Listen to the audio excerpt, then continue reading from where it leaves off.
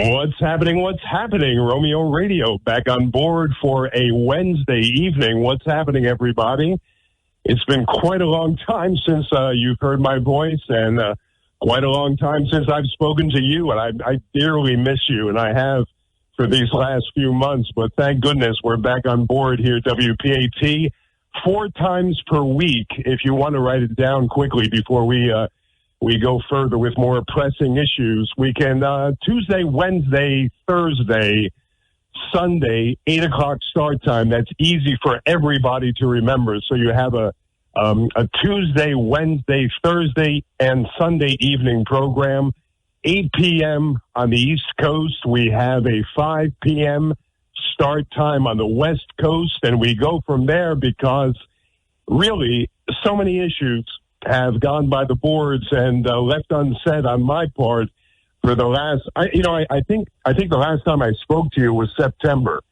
So that goes to show you. And that at that time I was playing replays many times. So that goes to show you where are we now? February, 5 months ago, we got together. But nevertheless, you know the number. If you want to text me during the program, 646-492-2436. Get the paper, get the pen, 646-492-2436.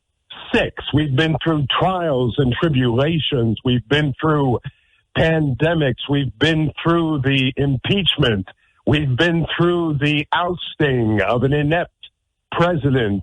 And we replaced that inept president with one that's suffering from a severe case of dementia. So we have, the situation in America is not what you would call a not doing too well at this point in time, but hopefully we can rectify a few things right here on the air on PAT. I want to thank Daniel, who's been trying to get me back on the air for months now, finally succeeding because my sponsors finally came through for me.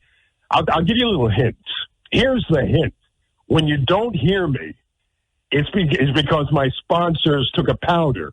My sponsors went elsewhere, so that's really what prevents me from talking to you. Otherwise, I'd be on the air 24 hours a day, probably, because I enjoy it so much. I hope you do, too. The vaccine. Let's get to the vaccine. Now, when you stick out that arm, and they come with that long needle. I assume it is. I haven't gotten the vaccine. I'm a little chicken sheep here. I haven't put my arm out to be vaccinated as of yet. But I'm sure that when you stick out that arm, you're very, very apprehensive. You're very pensive. You're wondering, when that cat jabs me with that long needle of his, when he injects, because this, in essence, is what a vaccine's all about. When he injects that dreaded coronavirus into my arm, will I show signs? Will I show symptoms? Will I grow a third, testicle? Will my eye start to bulge? Will, everything I ever was start to fall apart because I have this dreaded coronavirus running through my veins? And in essence, will I fall apart completely because I dared to get this vaccine that everyone seems to think that is our salvation and what's going to get us through this insidious pandemic of ours? Well, I will tell you something. When they rolled this out, when they said, well, we have the goods, we have all the technology, it's been rushed through, we're ready to go, we're rolling that vaccine out, and the average Joe, the guy who works in the factory, the guy who waits on your table, well, you don't go to restaurants anymore, bad example on my part, but the guy that does the ordinary work, when he or she, and I say guy in the pejorative sense, when he or she want to go in there to get vaccinated and they can't, what should I say about this vaccine? When the ordinary person that busts his or her behind each and every day can't get the vaccine when he or she would like to get it and they can't do it What do we say about this process? What do we say about the red tape in this country to get anything done? When priorities are set as to whom qualifies for the vaccine, what are we doing to the essence of what this country is all about? When the worker can't go get himself poked with one of these vaccines, what good is it all? This thing has to be rolled out, and I jump on this quickly because this is the most pressing issue in my mind. I'm a little bit apprehensive in getting this vaccine. I'm a little bit worried, to be honest with you, because I heard, you hear some horror stories, and I'm not a guy who likes to that puts any real faith in these type of things. But if it's our salvation, I suppose I'm going to relent and get the damn thing sooner or later. But I haven't yet. But my point is, when the ordinary person can't get it, what good is it? Listen, I'll wrap it up because I can't get on with this too long. But I'll just tell you what I feel. You got to open every outlet across this country to everybody that wants it. He or she is able to get it. In other words, CVS, Walgreens, the grocery store.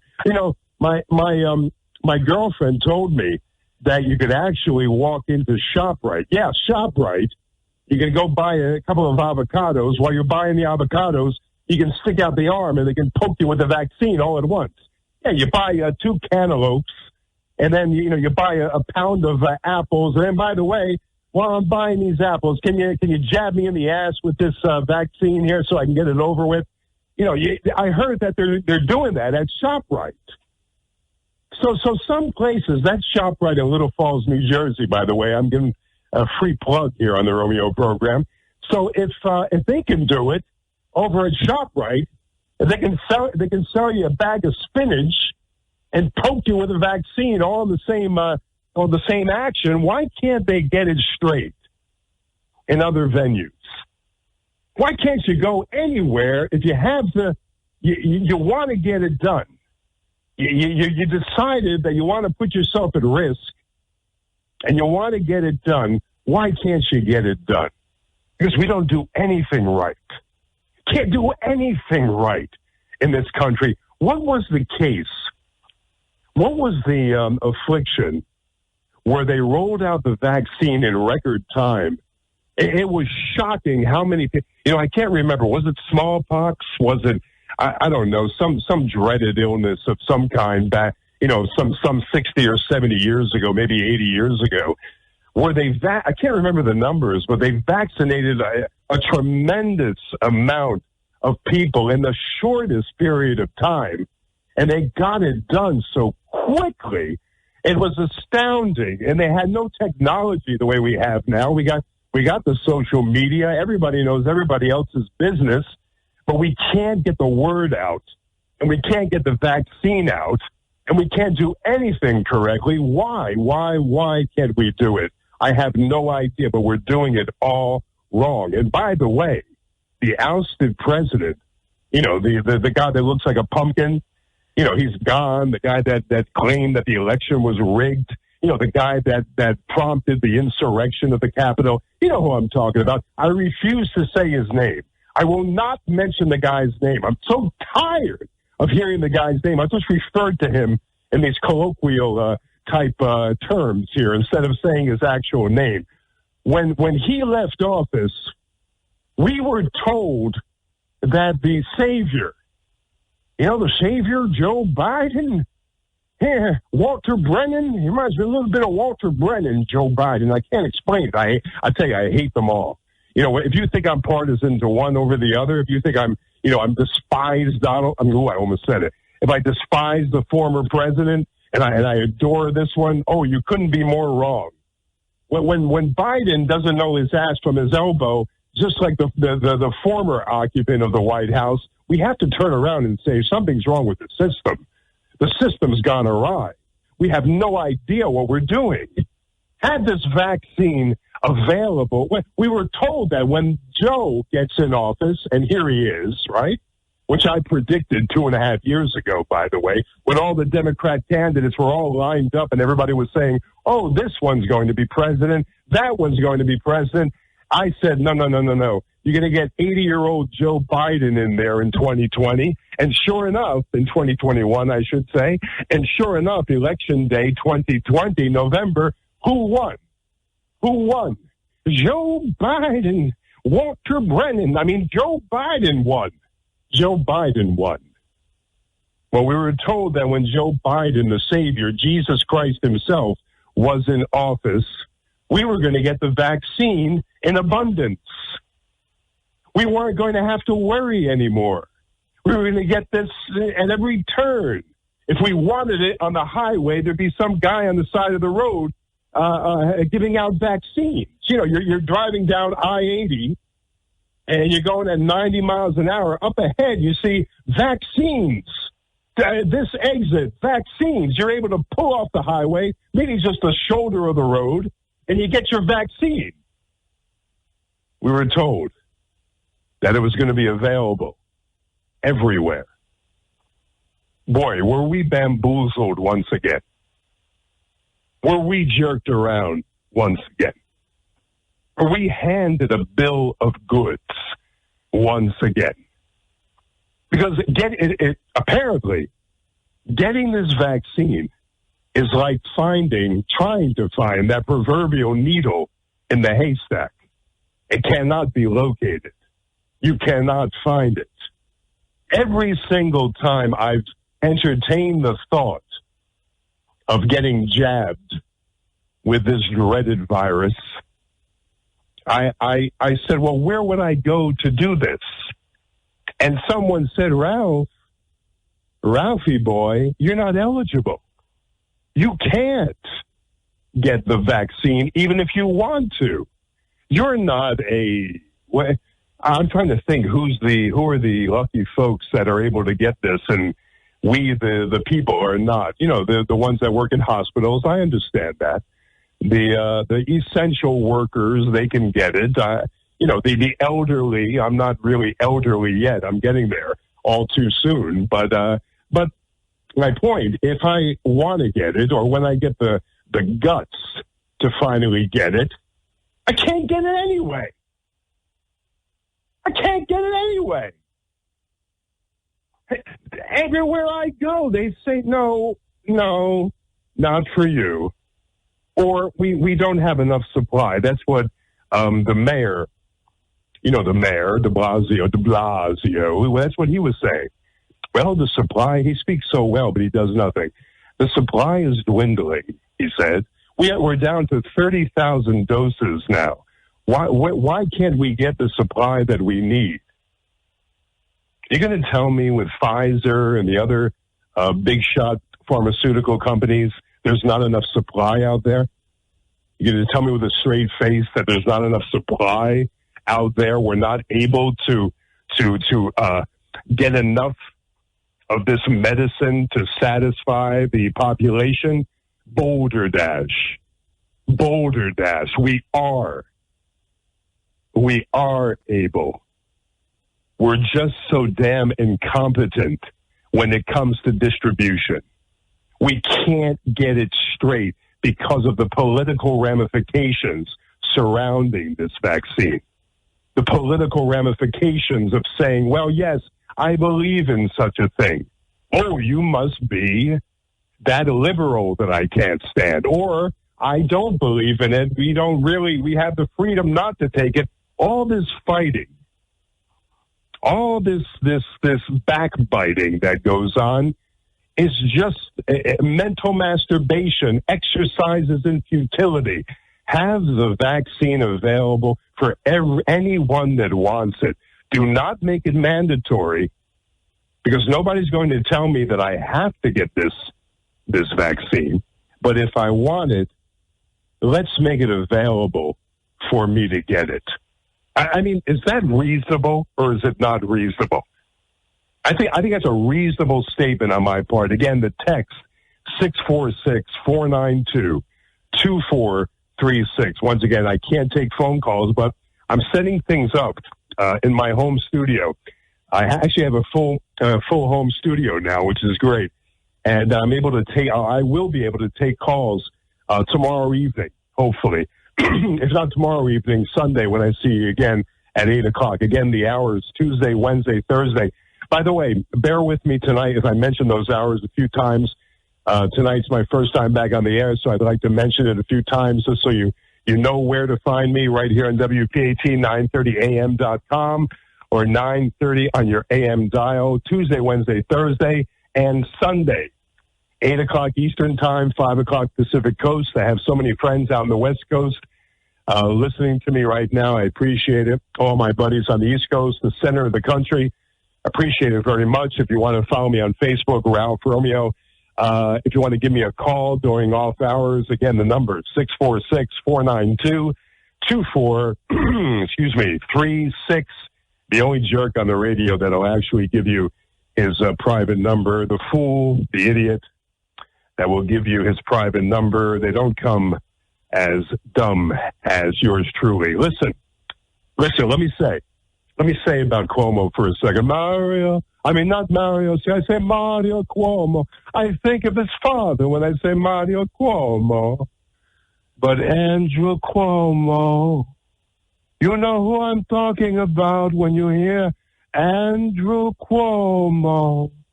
He has to drum every idea into your head with the most deliberate, nauseating delivery any politician can have. You know what I'm talking about, right? Now, he's a fellow Italian. It hurts me. It hurts me to criticize him.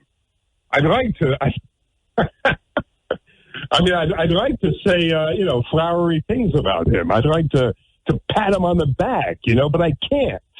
Now, I'm going to say something that you probably find outrageous, not because of its seriousness, but because of, I guess I'm letting the guy off the hook in a lot of ways.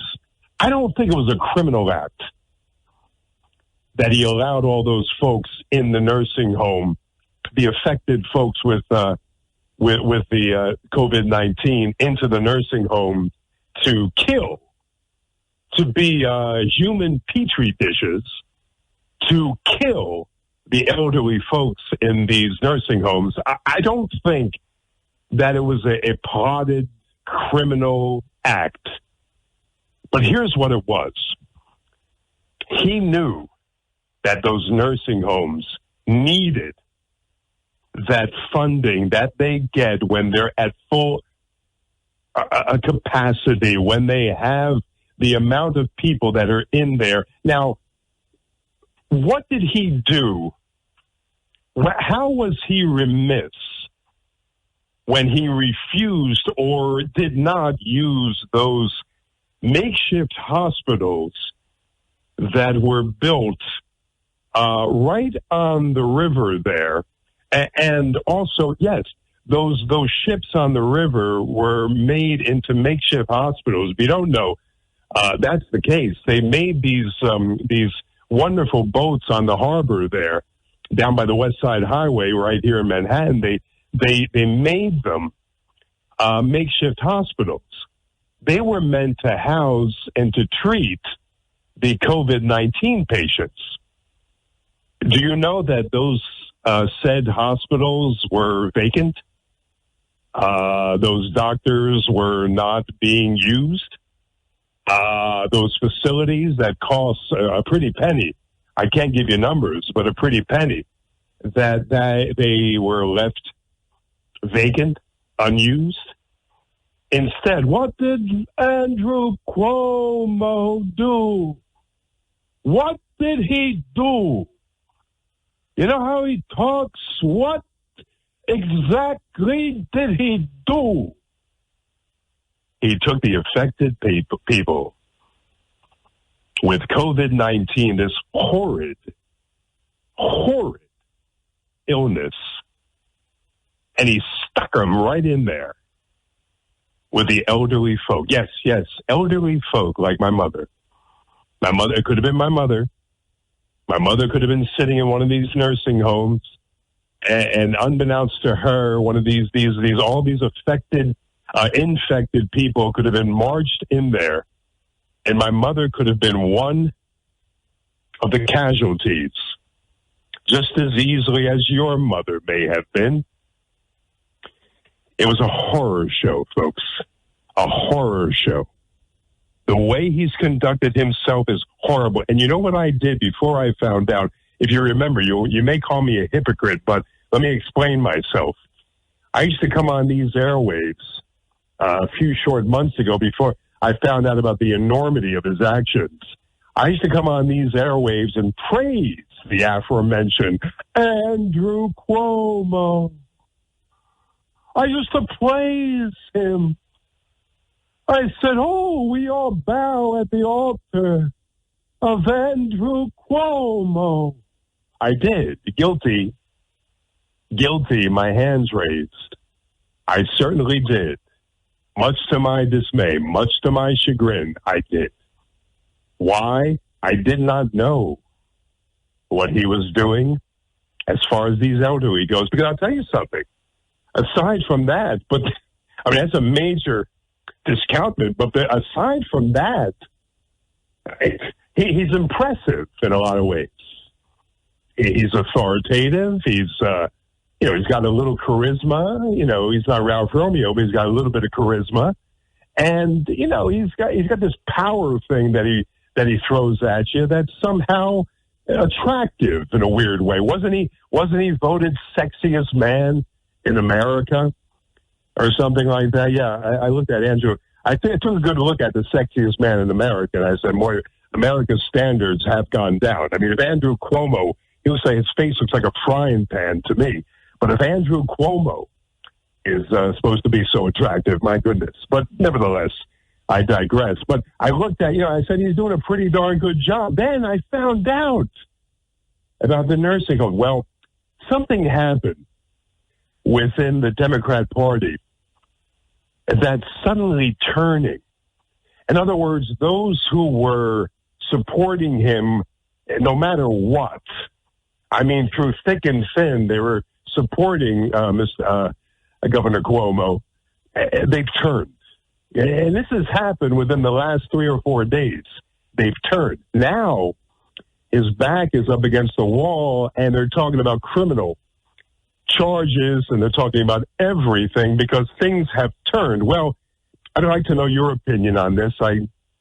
I'll tell you something. To me, here's a guy who just closed his eyes, who was just, what can I say, drowning in his own popularity, drunk, inebriated with his own countenance, so enamored with himself that he forgot about the elderly. And he forgot about commingling the elderly with the very, very sick. And what happened? Body bags, folks. They carried him out like a funeral procession right out of the nursing homes, 1 by 1, 10 by 10, 30 by 30, so on and so forth. Are you with me? And I don't know what to think. How do you feel about it? Let me throw it out there to you folks out there. How do you feel about it? 646-492-2436. Text your thoughts. Don't call me, but text your thoughts.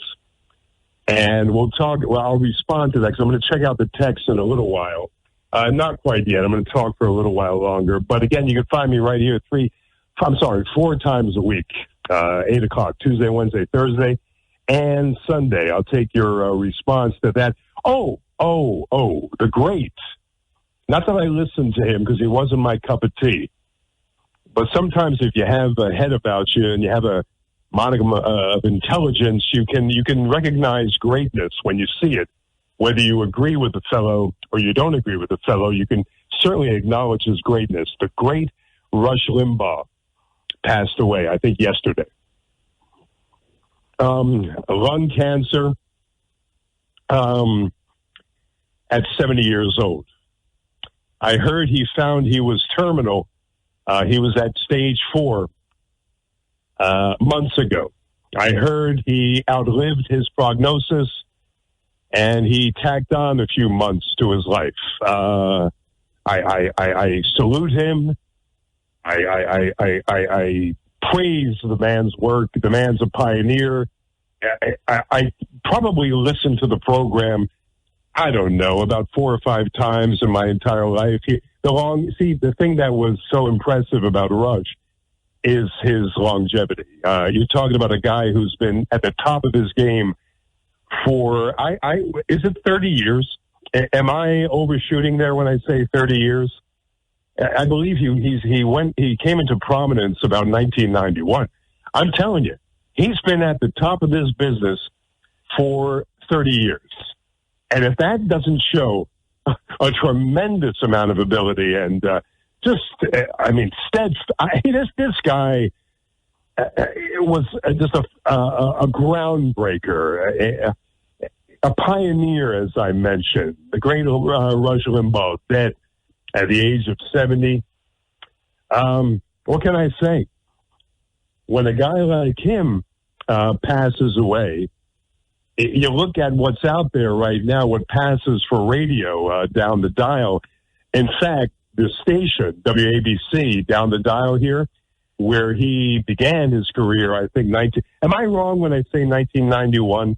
Why do I think it keeps going in my head, 1991, that he began? Am I right on that? I think so.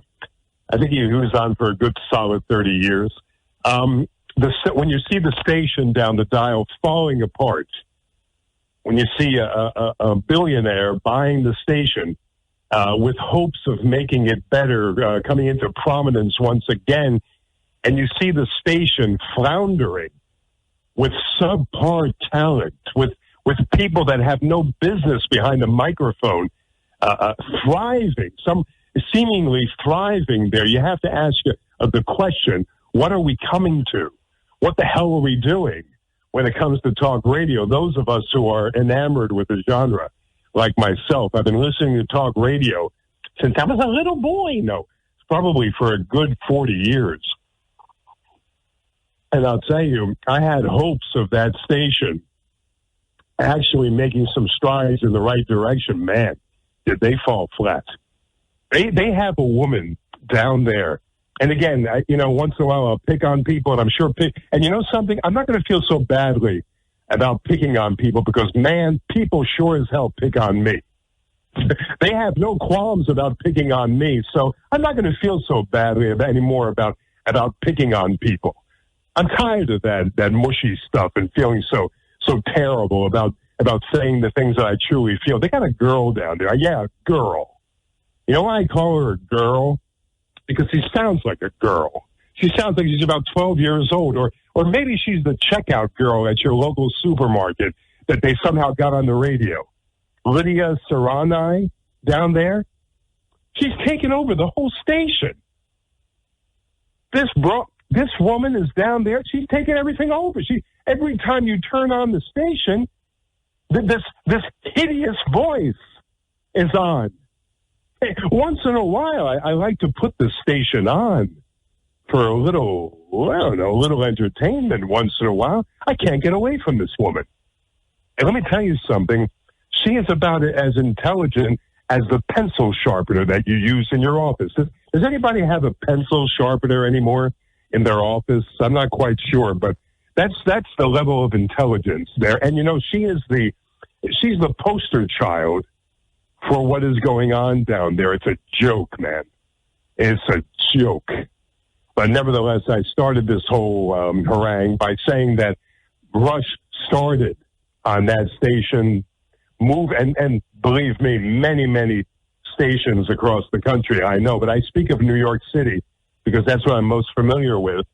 He started on that 50,000 watt station, and then he went to WOR, but the great Rush Limbaugh has gone to the great beyond, that great microphone, that great studio in the sky, as they say, and that's about it. I wish there was something in the sky to go to. It'd be a nice little fairy tale if it would come true anyway. By the way, if you didn't know, my appendix burst. Shortly after I talked to you the last time, what was it, September or sometime? my appendix went kaput on me. Bang! It just burst, man. I'm telling you, one day I said, "Oh my gosh, I've never pulled an abdominal muscle before. What is going on down there?" Then you know how things come on that are very serious. That at first you feel as though it's nothing, and then before you know it, it's a searing pain in your stomach. Well, that's what happened to me. I started to get this pain. It's very familiar pain if you know anything about appendix, because on your right side, on the lower part of the abdomen, on the right side, I got this horrible pain. It got worse and worse and worse. And I said, man, I have appendicitis here, at the age of 60. I didn't turn 60 yet. I was on the verge, excuse me. Poland Spring. Wait a minute. I can't lie to you. That's tap water. That's filtered tap water. Poland Spring coming to you straight from Maine. Listen, Maine, my favorite state. Hey, listen. What was I saying? Oh yeah, the searing pain in my abdomen. It's like my abdomen was on fire. And I let it go that night like the dodo bird that I am. The next day, I said, let me see how this... I remember waking up in bed and then getting my feet on the floor, then standing up and feeling that pain. I said, my goodness, man, you have an appendicitis. Anyway, or a gallbladder attack, perhaps. I have no idea what either felt like before I actually went through this. But so I got myself to the emergency room, and they said, yes, it's the appendix. I had the low-grade fever. I had that pain in my stomach. And, there's a distinct difference, excuse me, between an appendicitis and a burst appendix, a ruptured appendix.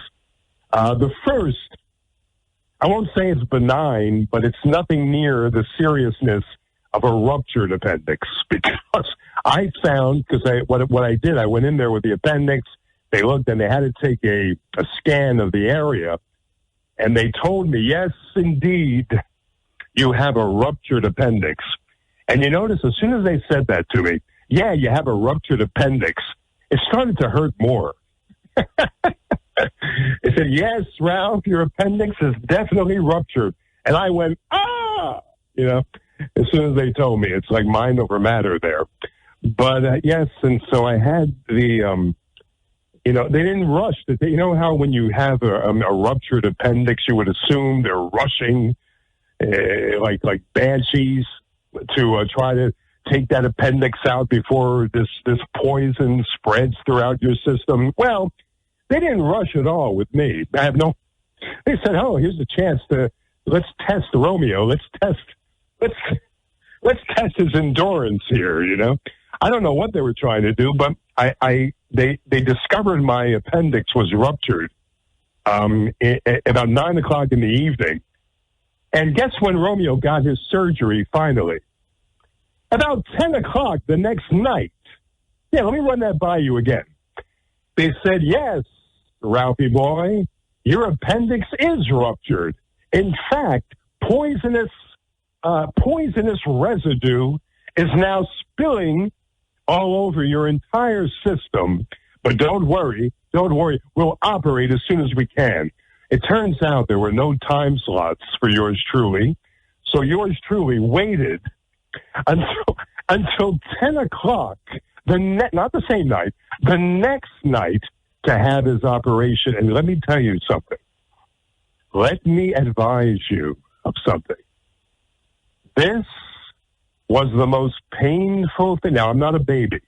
I know you may think I am. I really don't care, but I'm not a baby. I can take a lot of pain.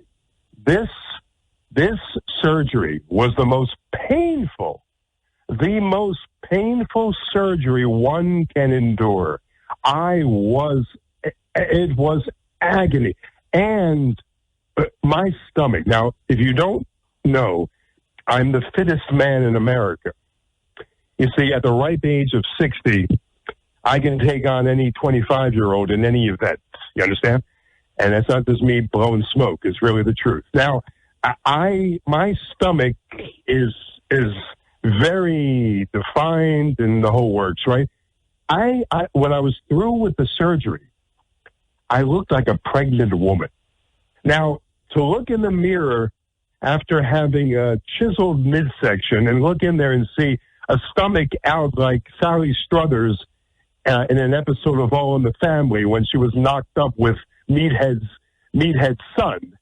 To look like that after coming from this very chiseled body, that shock alone will put you in the nut house. I couldn't get over it. But my goodness, the recovery period was so long, so lengthy. I was in agony for weeks and weeks and weeks after the surgery, because what I discovered later on, see, you know what happens? You discover these things later on. Many times you don't discover these things in the moment. I discovered that I had gangrene in the area from all the poison that seeped out from the ruptured appendix. I had all kinds of things going on in there.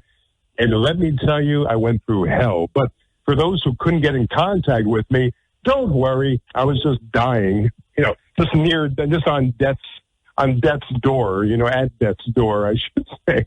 No problem, no worries. It's only me. But for those who ask about that type of thing, what happened to you? What's going on? I heard you weren't feeling well. That was my ordeal that I went through. Let's check out these texts. I think a few people have sent, because, the listenership is going to be down in the beginning. Oh, man. Got that frog in my throat again. Ribbit. Sorry, wait, hold on. Excuse me. The listenership is going to go down. It's going to not go down. Going to be, a little down tonight because fewer people know that I'm on the air tonight. So bear with me here. Let's check these texts.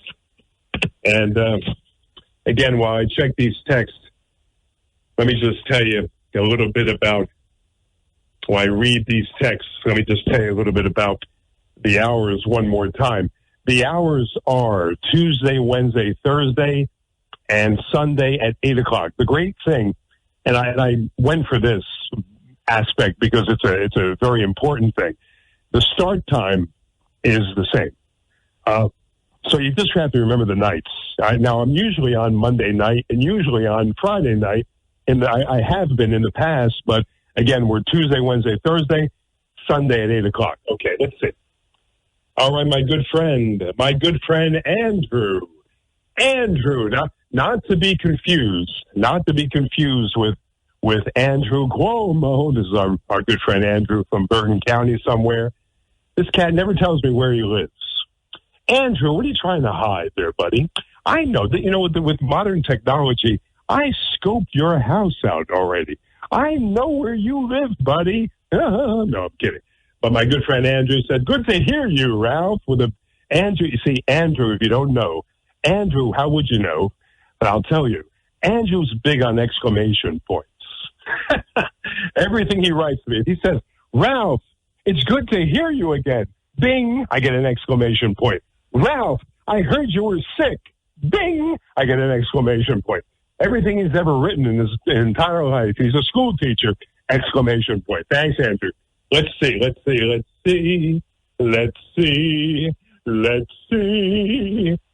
Okay.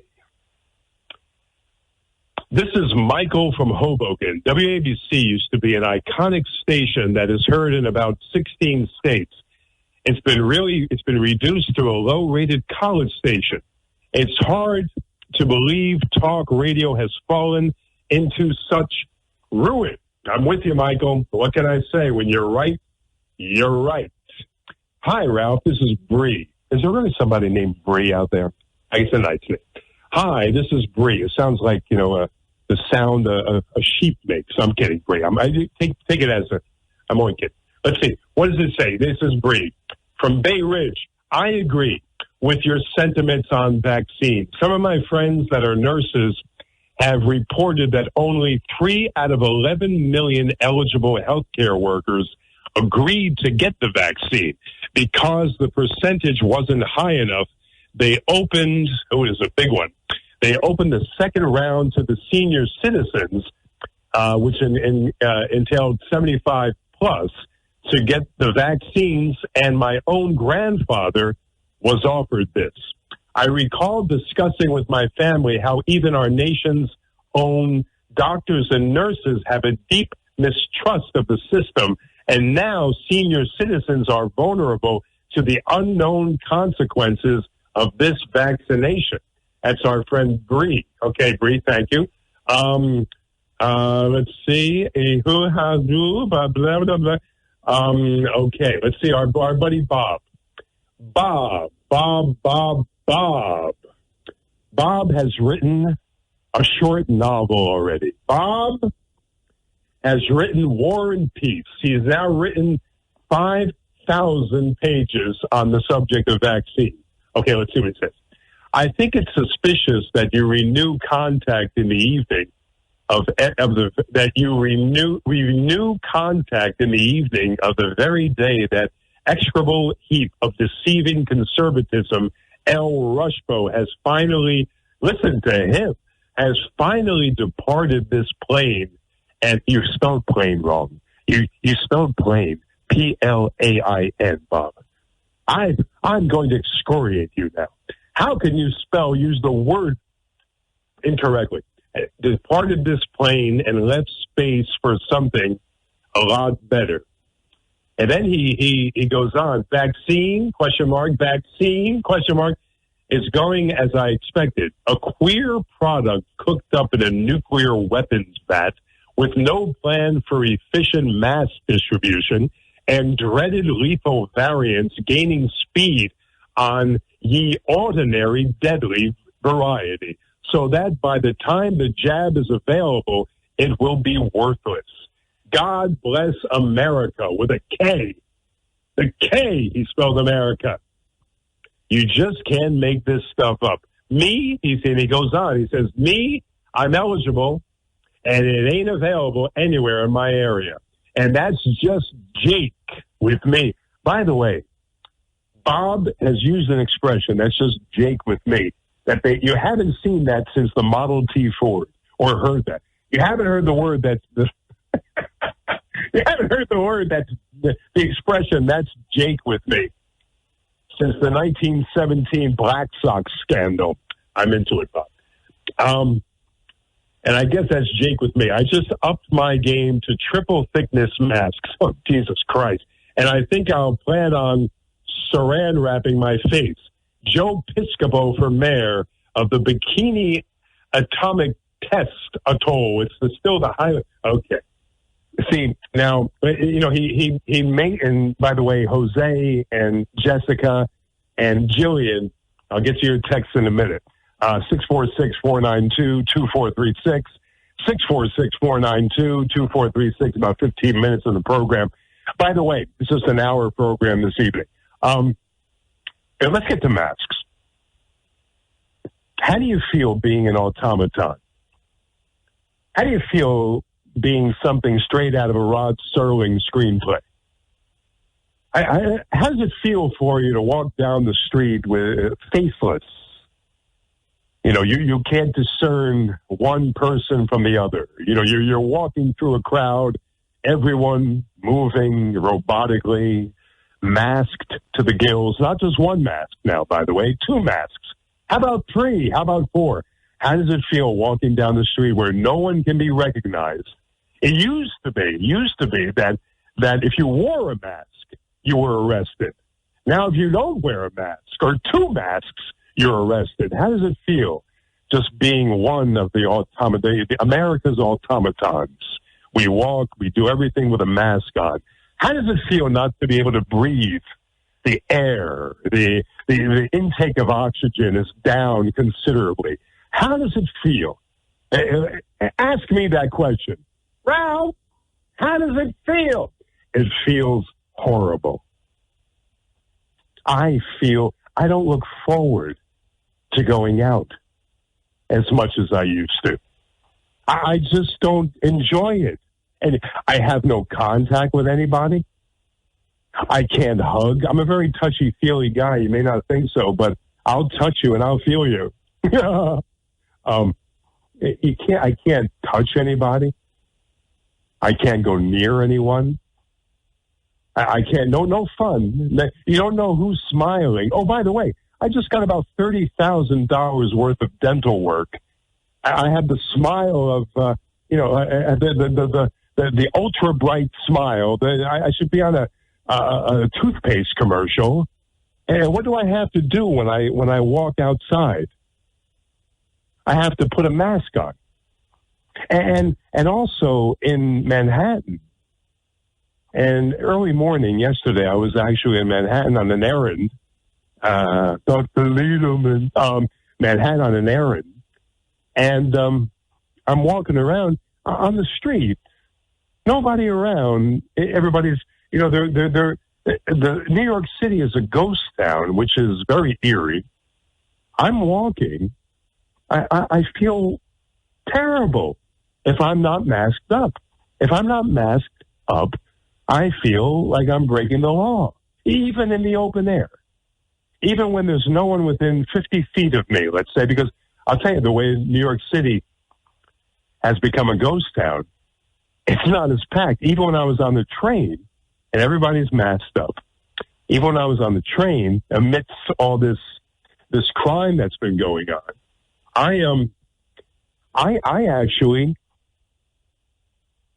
felt like a criminal because I wanted to take the mask down a little bit to get a few breaths of air, and I didn't dare do it. But to me, here's what's going to happen with this pandemic.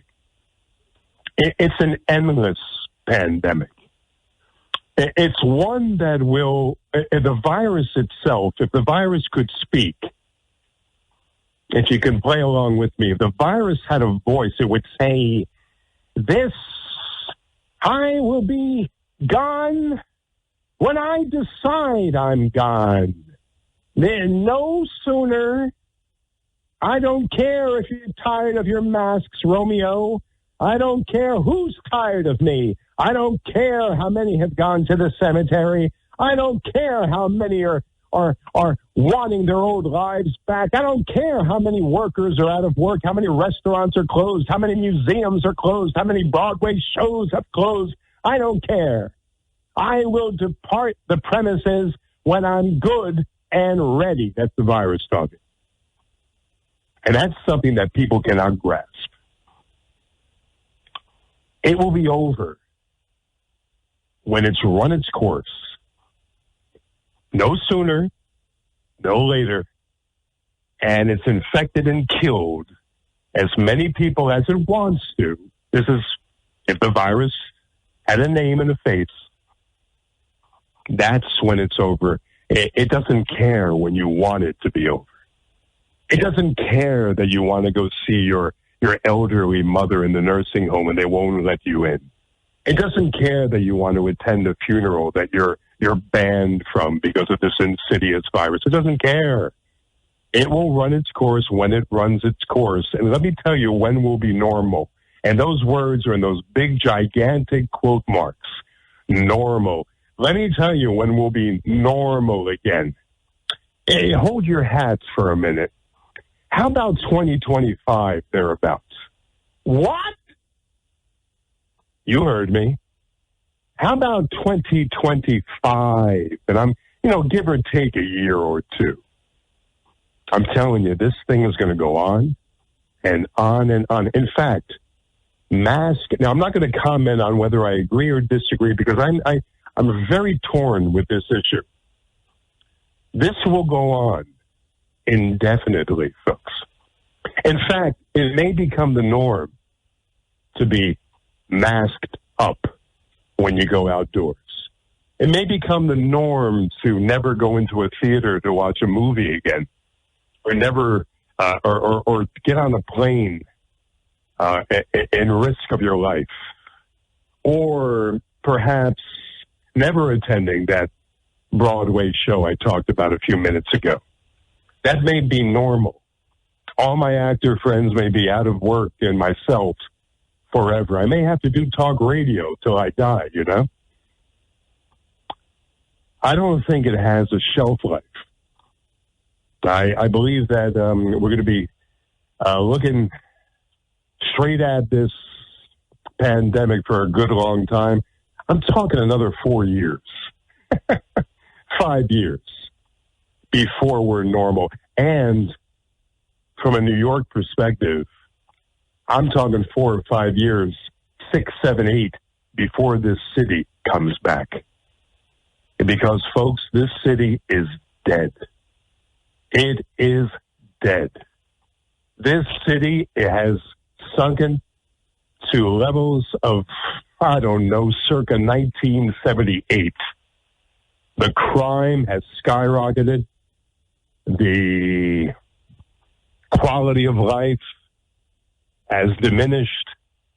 We are just, we're helpless here in New York. 646-492, and people are fleeing in droves. 646-492-2436.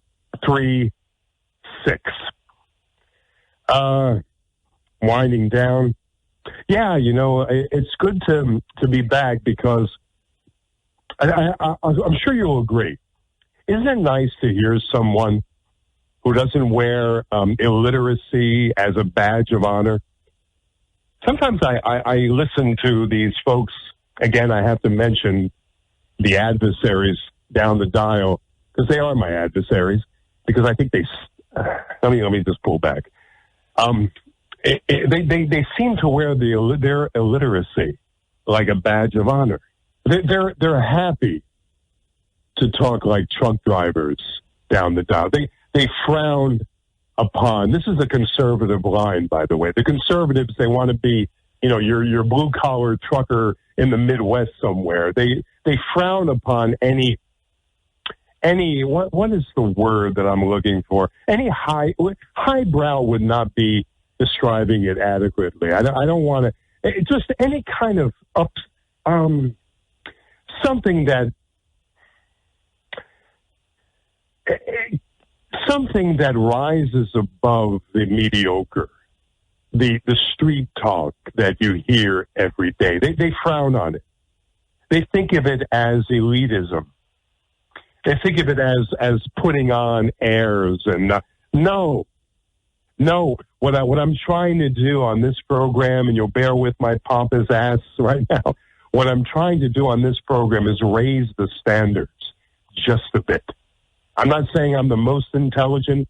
I'm not saying I'm the most well-spoken. I'm not saying I'm the most informed, the best informed, I should say. But I am saying that I'm trying to raise the standards just a little bit because you have been dumbed down by WOR, dumbed down by WABC, dumbed down by 1010 Wins, and all these ancillary stations and programs. So hopefully you'll join me 4 times a week right here. Tuesday, Wednesday, Thursday, Sunday, 8 o'clock on the East Coast, 5 o'clock on the West Coast. Dr. Gil Liederman in the heart of Manhattan, an excellent cancer doctor. Why? How? What does he do differently than someone else? Well, he specializes in radiosurgery. That's an invisible beam pointed directly at that cancer. He will pinpoint that cancer, the brain tumor. Forgive me for being so graphic. The colon cancer, prostate cancer, liver cancer, you name it. Any malady that you may have, this radiosurgery, this technique, this non-invasive technique is groundbreaking. He pioneered it. He brought it to New York City, and he uses it in conjunction with other treatments. And you will find that you will get just a different perspective on your disease, on your plight. 212 choices. Call that number for a consultation. He'll talk to you. 212 choices. Easy access, Port Authority, Grand Central. What else? Penn Station. just to walk over, get into the city, go see Dr. Gill. He's on this station all the time, on all the major stations all the time. He's a wonderful doctor. He'll listen to you. That consultation is lengthy. It's detailed. You don't feel rushed. He'll treat you like you're the only person that matters. You're his only patient. And every time I sit in the office in the waiting area while I'm waiting to talk to Dr. Gill, I talk to the patients. I want to find out exactly how he handles everyone, and everybody's very satisfied over there. And everybody is very dismayed a lot of times because they're going through the time of their lives. And I'm not talking about good. I'm talking about a terrible time, and Dr. Gill helps you through, and helps them through immensely. 212 choices. Dr. Gill Lederman in the heart of Manhattan. Hey, listen. In the meantime, got to sign off. That's a quick hour, the fastest hour on the radio, I believe. 646-492-2436. If you want to give me a ring during off hours or shoot me a text during off hours, I'll be right back here tomorrow evening. 8 o'clock start time on the East Coast, 5 o'clock on the West Coast, right here. And again, feel free, Ralph Romeo on Facebook. I post when my show is coming up, but you know the deal. You know the nights. You know the time. No excuses. 646-492-2436. Listen, great being with you again. Now, I cannot say how happy I am to be back. I'll talk to you tomorrow night. Same bad time, same bad channel, 8 o'clock.